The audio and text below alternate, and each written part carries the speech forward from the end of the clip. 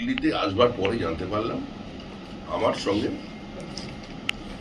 মুখ্যমন্ত্রীর সঙ্গে মন্ত্রিসভা গঠন নিয়ে দূর দূর পর্যন্ত কোনো আলোচনার সম্ভাবনা আগামী কয়েকদিনে নেই।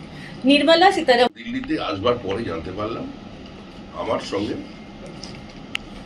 মুখ্যমন্ত্রীর সঙ্গে মন্ত্রিসভা গঠন নিয়ে দূর দূর পর্যন্ত কোনো আলোচনার সম্ভাবনা আগামী কয়েকদিনে নেই।